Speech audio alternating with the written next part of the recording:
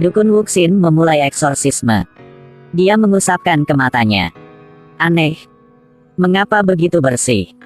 Dia nggak melihat roh jahat dalam rumah. Wuxin terus masuk ke dalam. Ketika dia sampai di pintu, dia berhenti. Dia mendorong pintu ke dalam. Dia hanya melihat cahaya hijau di kepala putra Panglima tertinggi. Yakin terkena sihir hitam. Wuxin menggigit jarinya. Lalu mengambil darahnya dan oleskan pada dahi bocah itu. Bocah itu benar-benar bangun. Aku lapar. Panglima tertinggi melihat bahwa Wuxin juga punya kemampuan. Jadi ia buru-buru mengundang Wuxin ke ruang baca. Wuxin melihat semua orang yang meninggalkan.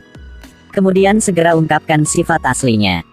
Bahkan mengambil beberapa permen dan memasukkannya ke dalam dadanya. Tepat waktu ini, Panglima tertinggi telah tiba. Wuxin segera mengembalikan penampilan dukun. Panglima tertinggi menyuruh semua orang untuk keluar. Ia punya sesuatu untuk menolong bantuan. Tak disangka, Wuxin yang berkata lebih dulu. Panglima tertinggi baru-baru ini. Apakah Anda pernah membunuh seorang wanita? Ternyata, sebulan yang lalu, istri ke-12 Panglima tertinggi berzina. Dan tertangkap di tempat. Dalam kemarahannya, dia memukuli istrinya yang berzina. Lalu bungkus selimut. Kubur hidup-hidup. Apakah dikubur hidup-hidup nih? Kepribadianku telah meningkat pesat akhir-akhir ini. Aku nggak suka menggunakan pisau. Tampaknya putranya telah terkena sihir hitam. Yakin ada hubungannya dengan kematian istri ke-12. Wuxin pikir masalah ini. Mungkin keterikatannya yang belum hilang. Besok membawa mayatnya untuk kremasi. Lalu berikan mantra padanya. Maka semuanya akan berakhir. Wuxin masih belum tahu. Masalah ini benar-benar di luar dugaannya. Besok, mayat istri ke-12 digali. Tak disangka, api baru saja berkobar. Jenazah dalam selimut telah bergerak. Tak mungkin dia masih hidup. Wanita di dalam selimut itu bergulir bolak-balik. Hal yang aneh adalah, orang di dalam selimut berubah menjadi istri ke-9. Panglima tertinggi segera menembaknya. Kemudian meminta bawahan untuk membawanya untuk menguburkan. Tidak ada gunanya menyelamatnya. Wuxin menduga. Mungkin identitas istri ke-12 benar-benar tidak sederhana. Para istri lain di kediaman Panglima tertinggi mungkin juga dalam bahaya. Karena untuk menghindari nasib buruk lebih lanjut, Wuxin memutuskan untuk berjaga-jaga di kediaman Panglima tertinggi malam ini. Panglima tertinggi memanggil pelayan dari istri ke-9 untuk bertanya. Lalu dia tahu. Ternyata kemarin istri ke-9 keluar untuk bertemu seseorang. Panglima tertinggi merasa istrinya yang lain juga berzina. Wuxin karena ingin mencegah untuk pembunuhan itu terjadi. Jadi dia memberi setiap istri jimat. Tapi dia tidak menyangka. Orang yang ingin dibunuh iblis. Itulah wakil Panglima. Pria ini baru saja memegang kotak permen. Maka lampu di kamar tiba-tiba berkelip-kelip. Dia tidak bisa memegang kotak permen dengan kuat. Membuatnya tersebar di seluruh rumah. Dia buru-buru duduk untuk mengambilnya. Tepat waktu ini, ada lengan perlahan menyembul dari kegelapan. Merasa tidak aman, dia segera ingin melarikan diri. Tapi sekarang sudah terlambat. Konon, pada masa kekacauan di Republik Tiongkok, punya biksu. Dia tidak bernafas. Juga tak ada jantung. Tapi selama ia memegang tongkat Sakara itu dengan kuat, maka ia bisa hidup seperti orang biasa. Selain itu, ia bisa keabadian. Dia adalah pengusir setan yang dipilih oleh Tuhan. Dukun Wuxin. Pada hari itu, gadis iblis muncul untuk menyebabkan kekacauan. Itu menyentuh bahunya. Bukan kamu telah bilang, aku suka kamu. Ambillah keluar jantungmu. Untuk aku melihat ya. Dia tak bisa mengendalikan dirinya dan mengeluarkan pisau. Setelah itu, bersiaplah untuk menusuk dadanya.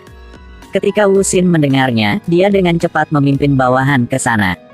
Dia menggunakan darahnya untuk menghilangkan iblisnya dan melemparkannya ke gadis iblis. Melihatnya akan menempel pada gadis iblis. Kemudian dia tiba-tiba menghilang. Melihat wakil Panglima yang mati, Wuxin mulai menyelidiki. Menurut katakan istri-istri lain, jadi wakil Panglima sering memaksa mereka untuk melayaninya di malam hari. Apalagi, dia telah membunuh istri ke-12. Tepat waktu ini, ada kebisingan di luar kamar. Istri yang pertama mengejar putranya. Melihat ke arah bocah itu, ada cahaya hijau tiba-tiba muncul di atas kepalanya.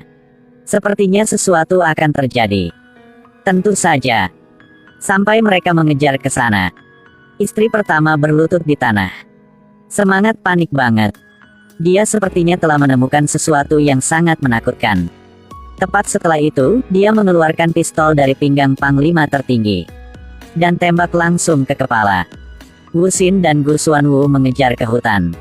Dia melihat cahaya hijau di batang pohon. Wu Xin dengan kuat menembakkan satu tetes darah ke arahnya. Dan tentu saja, gadis iblis yang memeluk bocah itu muncul dalam wujud aslinya. Ternyata, ia adalah istri ke-12 yang meninggal. Panglima tertinggi memimpin tentara ke sana. Gadis iblis melihat panglima tertinggi, maka memarahinya ialah pria yang kejam. Kau TDK setia. Ternyata dia awalnya adalah rubah iblis yang berkultivasi menjadi manusia. Telah menyelamatkan panglima tertinggi di hutan. Lalu ia sudah cintanya. Abaikan keberatan ras rubah iblis. Dan menikah dia. Menjadi istri ke-12 di kediaman panglima tertinggi. Tapi istri yang pertama menganggap istri ke-12 dimanjakan. Kemudian bekerja sama dengan wakil panglima dan istri ke-9. Memfitnah perzinahannya. Sebelumnya, wakil panglima ingin memperkosa istri ke-12. Tapi ditolak olehnya, jadi dia benar-benar membencinya. Sampai akhir, dia telah menyiksanya. Kemudian menguburnya hidup-hidup. Jadi istri ke-12 mencoba segalanya untuk membalaskan dendam mereka. Dan membunuh setiap orang. Panglima tertinggi setelah mendengarkannya, dia sudah mengucapkan maaf dengannya. Dia memeluk putranya dari istri ke-12. Dia ingin memulai hidup baru dengan panglima tertinggi. Tapi pada waktu ini, panglima tertinggi tiba-tiba menarik pesona dari tubuhnya. Lalu tempelkan di wajahnya. Lalu minta Wu Xin untuk segera menghancurkan gadis iblis ini. Kau brengsek. Gadis iblis yang tahu dia telah ditipu maka sangat marah. Dia dengan panik menyerang semua orang. Wu Xin bergegas lari untuk berhenti. Mengambil darah dan mengoleskan di wajahnya. Gadis iblis dipukuli hingga kembali ke bentuk aslinya. Panglima tertinggi mau menembaknya, tapi dicegah oleh Wu Xin. Wu Xin berkata sampai besok. Dia akan membuat mantra untuk berdoa memohon gadis iblis. Tapi Wu Xin tahu bahwa gadis iblis ini adalah iblis yang baik. Lalu memikirkan cara baginya untuk melarikan diri. Wu Xin memberi istrinya Nguyetna beberapa barang. Itu adalah jimat dan segenggam bulu rubah iblis. Suruh Nguyetna membawanya ke kuil Dewa Bumi. Dan memberikan kepada teman lama. Nguyetna menurut saran Wu Xin. Dia membakar jimat dalam pembakar dupa di depan kuil Dewa Bumi. Hanya melihat kelilingi mengeluarkan asap kuning. Akhirnya berubah menjadi gadis jelita mengenakan baju rubah. Dia merupakan ratu rubah iblis, Daibah. Di sisi Wu Xin, upacara requiem juga telah dimulai. Wu Xin membuat sinyal mata ke Gu Xuanwu. Dia datang ke sana. Bakar rubah iblis di kuburan. Panglima tertinggi ingin menggunakan emas untuk membalas budi kepada Wu Xin. Tapi Wu Xin berkata ia nggak menerima uang. Sudah bertahun-tahun, belum pernah bertemu. Seorang biksu tak butuh uang. Pada saat ini, Panglima terus-menerus memuji Wu Xin sebagai biksu yang hebat. Tapi ia tak tahu. Rubah iblis sejati telah perubahan menyelinap oleh Wu Xin. Dan berikan pada Daibah. Wu Xin menemukannya karena dia ingin memintanya untuk menyelamatkan istri ke-12. Daibah melihat istri yang ke-12 dipukuli kembali ke bentuk aslinya. Jadi ia sangat marah. Memarahinya bodoh. Karena pria yang brengsek itu. Tapi pemborosan 100 tahun kultivasi. Kamu membuatku sangat malu. Masalah di kediaman Panglima tertinggi dianggap telah diselesaikan. Gu Xuanwu juga mengambil kesempatan ini untuk menyanjung Panglima tertinggi. Tapi mereka senang TDK lama.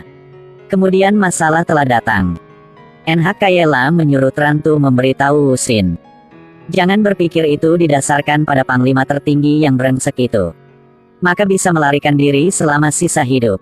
Masalah antara aku dan dia ini belum terpecahkan selesai.